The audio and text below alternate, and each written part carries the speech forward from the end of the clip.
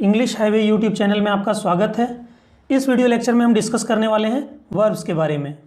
हम वर्ब्स के बारे में थोड़ा गहराई से जानेंगे कि वर्ब्स एक्चुअल में होते क्या हैं। साथ ही हम वर्ब्स के टोटल टाइप्स के भी बारे में जानेंगे, जैसे कि स्टेटिव एंड डायनेमिक वर्ब्स क्या हैं, ऑक्सिलरी एंड लेक्सिकल वर्ब्स क्या हैं, मॉडल्स क्या हैं, finite and non finite verbs क्या हैं, ट्रांजिटिव एंड इनट्रांजिटिव वर्ब्स क्या होते हैं और रेगुलर एंड इर्रेगुलर वर्ब्स क्या हैं। तो इन सभी चीज़ों का कॉन्सेप्ट आपका 100% क्लियर होने वाला है इस वीडियो लेक्चर को पूरा देखने के बाद।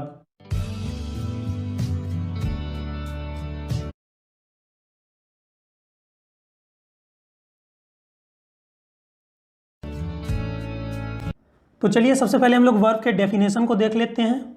A verb is a word which shows an action, state और पोजीशन। यानी कि क्रिया वह है जो किसी एक्शन यानी कि कार्य या किसी स्टेट यानी कि अवस्था या फिर किसी चीज़ के पोजीशन यानी कि अधिकार का बोध कराता हो।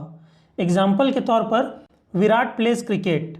इस सेंटेंस में प्लेज वर्ड जो है यह एक वर्ब है, क्योंकि इससे एक एक्शन यानी कि कार्य के होने का बोध हो रहा है। दूसरा example, I am a teacher, मैं एक शिक्षक हूँ। तो यहाँ पर एम वर्ड एक वर्ब है, क्योंकि इससे मेरे शिक्षक होने की अवस्था का बोध हो रहा है। तीसरा एग्जाम्पल, गोपी इज इल। यहाँ पर इज वर्ड जो है एक वर्ब है, क्योंकि इससे गोपी के बीमार होने की अवस्था का बोध हो रहा है। चौथा example, Ram has a car, Ram के पास एक कार है। तो यहाँ पर हैज़ वर्ड से चूंकि कार के पोजीशन का बोध हो रहा है कि वह कार राम की है, इसीलिए हैज़ वर्ड एक वर्ब है। वर्ब्स के बारे में हम लोगों ने जान लिया। अब चलिए हम लोग काइंड्स ऑफ वर्ब्स में चलते हैं। वर्ब्स को हम लोग दो तरह से कैटेगराइज कर सकते हैं। कैटेगरी 1 के अंतर्गत हम लोग स्टेटिव एंड डायनेमिक वर्ब्स को रखते हैं और कैटेगरी 2 के अंतर्गत हम लोग मेन एंड हेल्पिंग वर्ब्स को रखते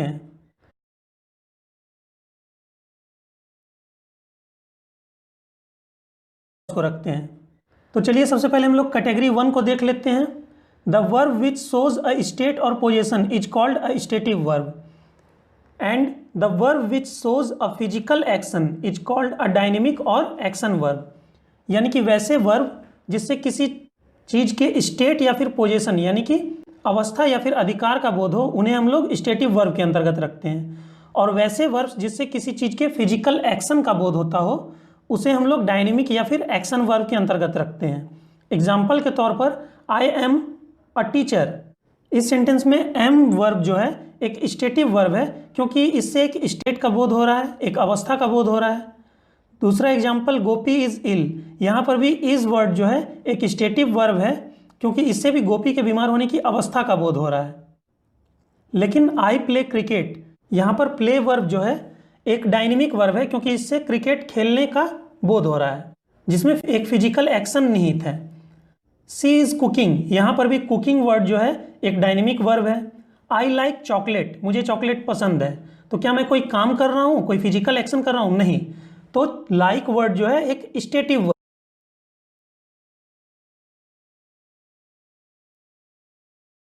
2 को देखिए, जिसके अंतर्गत मेन एंड हेल्पिंग वर्ब्स आते हैं। The verb which is of main importance in the sentence is called the main verb. जैसे आई रीड, इस सेंटेंस में रीड वर्ब का मेन इंपॉर्टेंस है, इसीलिए यह एक मेन वर्ब है। दूसरा example, Ram is playing.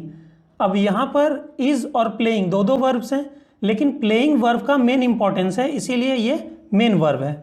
Ram is इल, अब यहाँ पर तो एक ही वर्ब है इज, इसीलिए इसी की इंपॉर्टेंस होगी, इसीलिए इज वर्ब जो है यहाँ पर मेन वर्ब है। दे वर एब्सेंट, वे लोग अनुपस्थित थे। अब यहाँ पर एक ही वर्ब है वर, इसीलिए यहाँ पर सिर्फ इसी की इंपॉर्टेंस होगी, इसीलिए वर जो है यहाँ पर एक मेन वर्ब है। मेन वर्ब को हम लोग प्रिंसिपल वर्ब या फिर ऑर्डिनरी वर्ब या फिर लेक्सिकल वर्ब्स भी कहते हैं, जिसका कि हिंदी में अर्थ होता है मुख्य क्रिया। अब चलिए हम लोग हेल्पिंग वर्ब्स को देख लेते हैं, जिसको कि ऑक्सिलरी वर्ब भी कहा जाता है, जिसका अर्थ होता है सहायक क्रिया। The verb which helps the main verb to form a tense, voice और mood is called a helping verb. यानी कि वैसे वर्ब जो कि किसी सेंटेंस में टेंस, वॉइस या फिर मूड फॉर्म करने के लिए मेन वर्ब की हेल्प करते हो, उसे हम लोग ऑक्सिलरी वर्ब या फिर हेल्पिंग वर्ब कहते हैं। जैसे I am reading, I was reading, I shall और विल रीड। इन सेंटेंसेस में एम, वॉज, शैल, विल ये सब वर्ब्स जो हैं हेल्पिंग वर्ब्स हैं, क्योंकि ये मेन वर्ब रीडिंग की हेल्प कर रहे हैं टेंसेस फॉर्म करने में। आई एम रीडिंग मैं पढ़ रहा हूँ प्रेजेंट टेंस में है, आई वॉज रीडिंग मैं पढ़ रहा था पास्ट टेंस में है, और आई शैल या विल रीड मैं पढ़ूंगा ये फ्यूचर टेंस की बात है। अब ये वॉइस फॉर्म करने में भी मेन वर्ब की हेल्प कर सकते हैं, जैसे राम इट्स अ मैंगो। इसको अगर हम लोग पैसिव वॉइस में चेंज करें तो हमारा सेंटेंस बन जाएगा a mango is eaten by Ram. अब ये मूड फॉर्म करने में भी मेन वर्ब की हेल्प कर सकते हैं, जैसे कि इट मे रेन टुडे, आज बारिश हो सकती है। अब आई एम नॉट 100% श्योर कि आज बारिश होगी, ऐसा लग रहा है, ऐसा मूड हो रहा है कि बारिश होगी। उसी तरह दे शुड गो, उन्हें जाना चाहिए, तो ये मेरा मूड कह रहा है कि उन्हें अब जाना चाहिए, इसीलिए मे और शुड ये सब मूड दिखाने के काम में आ रहे हैं, और ये मेन वर्ब रेन और गो की हेल्प कर रहे हैं मूड फॉर्म करने में। तो इस तरह के एक्सिलरी वर्ब को हम लोग मॉडल्स कहते हैं।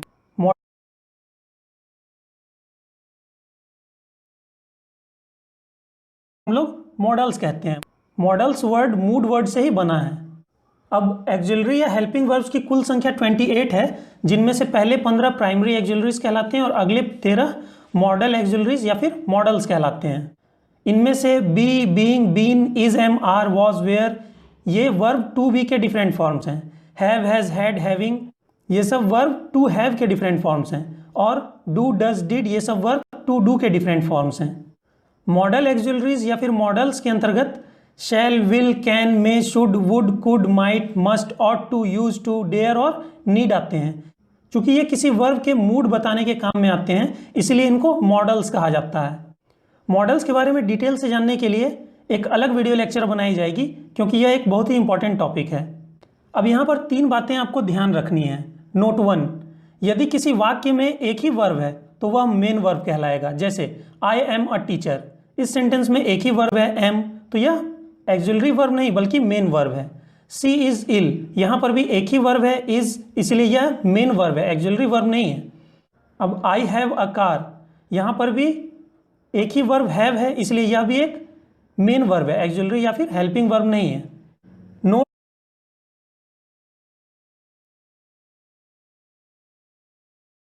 एक ही वर्ब हैव है, इसलिए यह भी एक मेन वर्ब है, एक्सिलरी या फिर हेल्पिंग वर्ब नहीं है। नोट 2, यदि किसी वाक्य में 2 या 2 से अधिक वर्ब्स एक साथ हैं तो सबसे अंत में आने वाला वर्ब मेन वर्ब कहलाएगा और अन्य वर्ब्स हेल्पिंग वर्ब्स कहलाएंगे। जैसे I am reading a book, मैं एक किताब पढ़ रहा हूँ, यहाँ पर रीडिंग मेन वर्ब है और एम हेल्पिंग वर्ब है। It has been raining since morning, सुबह से बारिश हो रही है, तो यहाँ पर रेनिंग मेन वर्ब है और हैज़ और बीन हेल्पिंग वर्ब्स हैं। नोट 3, मॉडल्स का प्रयोग सिर्फ हेल्पिंग वर्ब्स के ही रूप में किया जा सकता है, मेन वर्ब्स के रूप में नहीं किया जा सकता। अब ऐसा क्यों होता है, इसके बारे में मॉडल्स के वीडियो लेक्चर में आपको डिटेल से समझाया जाएगा। चलिए, एक्सिलरीज के दोनों टाइप्स को हम लोगों ने देख लिया। अब हम लोग मेन वर्ब्स के सारे टाइप्स को देखते हैं। मेन वर्ब को हम लोग 3 तरह से कैटेगराइज कर सकते हैं। कैटेगरी 1 के अंतर्गत finite and non finite verbs आते हैं, कैटेगरी 2 के अंतर्गत ट्रांजिटिव एंड इनट्रांजिटिव वर्ब्स आते हैं, और कैटेगरी 3 के अंतर्गत रेगुलर एंड इररेगुलर वर्ब्स आते हैं।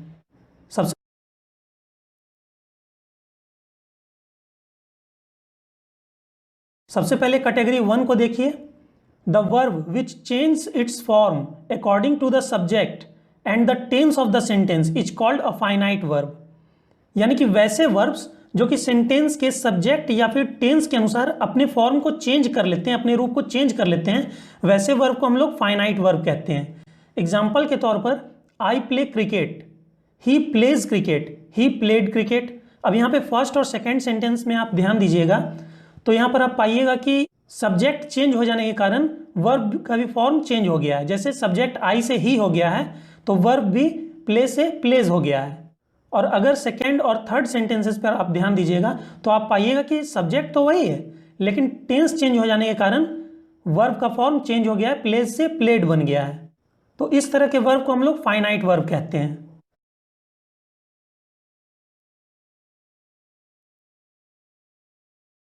अब नॉन फाइनाइट वर्ब्स को समझिए। The verb which is not affected by the subject और tense of the sentence is called a non finite verb. जैसे I want to play, he wants to play, he wanted to play.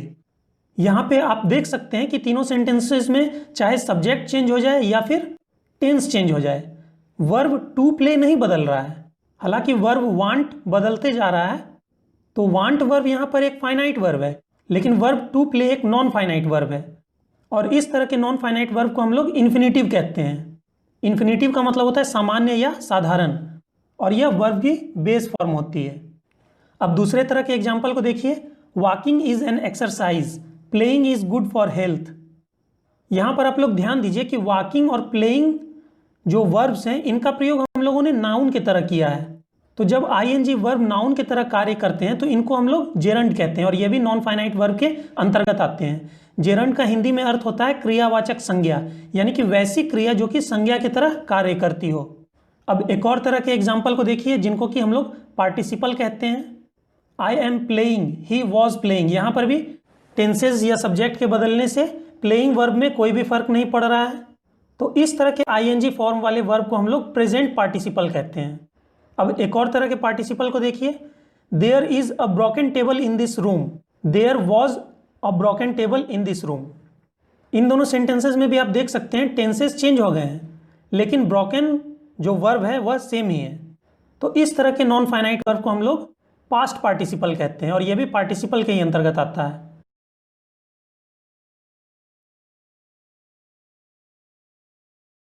को देखिए जिसके अंतर्गत transitive and intransitive verbs आते हैं। The verb used with an object is called a transitive verb, यानी कि जिस क्रिया के बाद कर्म यानी कि ऑब्जेक्ट का प्रयोग हुआ हो उस क्रिया को हम लोग ट्रांजिटिव वर्ब कहते हैं। ट्रांजिटिव वर्ब को हिंदी में हम लोग सकर्मक क्रिया कहते हैं, यानी कि वैसी क्रिया जिसके साथ कर्म का प्रयोग हुआ हो।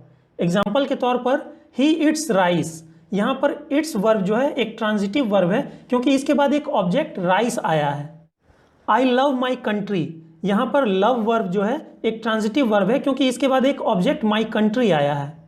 Ram is reading a book, यहाँ पर भी रीडिंग वर्ब जो है एक ट्रांजिटिव वर्ब है क्योंकि इसके बाद एक ऑब्जेक्ट बुक आया है। अब इन ट्रांजिटिव वर्ब को समझिए जिसको कि हम लोग अकर्मक क्रिया कहते हैं। अकर्मक मतलब वैसी क्रिया जो कि कर्म के बिना आई हो, यानी कि विदाउट ऑब्जेक्ट आई हो। The verb used without an object is called an intransitive verb. जैसे ही इट्स, वह खाता है, यहाँ पर इट्स वर्ब के बाद कोई भी ऑब्जेक्ट नहीं आया है, इसीलिए इट्स वर्ब यहाँ पर एक इनट्रांजिटिव वर्ब है। राम इज रीडिंग, राम पढ़ रहा है, यहाँ पर भी रीडिंग वर्ब के बाद कोई भी ऑब्जेक्ट नहीं आया है, इसलिए रीडिंग वर्ब यहाँ पर इनट्रांजिटिव वर्ब है। दे गो टू स्कूल, वे लोग विद्यालय जाते हैं, यहाँ पर भी गो वर्ब के बाद कोई भी ऑब्जेक्ट नहीं आया, इसीलिए गो वर्ब एक इनट्रांजिटिव वर्ब है। ध्यान दीजिए टू स्कूल जो है एक ऑब्जेक्ट नहीं बल्कि कंप्लीमेंट है।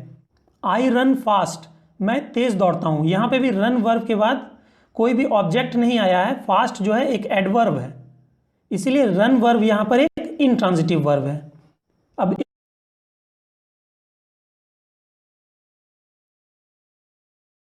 एक बात हमेशा ध्यान रखिए कि कुछ ऐसे वर्ब्स हैं जिनके बाद ऑब्जेक्ट्स कभी भी नहीं आते हैं और वे हमेशा इनट्रांजिटिव वर्ब के रूप में प्रयुक्त होते हैं, जैसे गो, कम, सिट, स्लिप, डाई एटसेट्रा।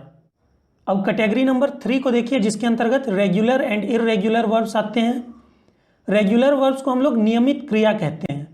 जिस वर्ब के सेकेंड और थर्ड फॉर्म यानी कि पास्ट फॉर्म और पास्ट पार्टिसिपल फॉर्म को डी या ईडी लगाकर बनाया जा सकता है उसे हम लोग रेगुलर वर्ब्स यानी कि नियमित क्रिया कहते हैं, क्योंकि वे डी या ईडी लगने के नियम का पालन करते हैं। जैसे play, played, played, laugh, laughed, laughed. इस तरह के वर्ब के पास्ट फॉर्म और पास्ट पार्टिसिपल फॉर्म को आप लोग देख सकते हैं कि सिंपली ईडी जोड़कर बना दिया गया है। तो इस तरह के वर्ब को हम लोग रेगुलर वर्ब्स कहते हैं। अब इररेगुलर वर्ब्स को समझिए जिसको कि हम लोग अनियमित क्रिया कहते हैं।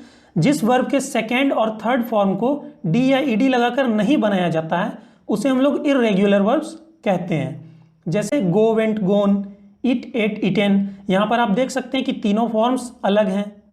Bring, brought, brought, buy, bought, bought. यहाँ पर आप लोग देख सकते हैं कि सिर्फ 2 ही फॉर्म्स सेम है। Cut, cut, cut, put, put, put. यहाँ पे भी आप देख सकते हैं कि तीनों फॉर्म्स सेम है, लेकिन इनके पास्ट फॉर्म और पास्ट पार्टिसिपल फॉर्म को डी या ईडी लगाकर नहीं बनाया गया है। तो इस तरह के वर्ब को हम लोग इररेगुलर वर्ब्स के अंतर्गत रखते हैं। अब इररेगुलर वर्ब्स के सेकेंड और थर्ड फॉर्म को बनाने के लिए इंग्लिश ग्रामर में कोई नियम नहीं है। हालांकि इररेगुलर वर्ब्स टोटल वर्ब्स के 3 या 4% ही हैं, तो अगर हम इन 3 या 4% वर्ब्स को सीख लें तो हमारा काम बहुत ही आसान हो जाएगा। तो हमारी अगली वीडियो लेक्चर में आप इन्हीं इररेगुलर वर्ब्स के बारे में सीखने वाले हैं।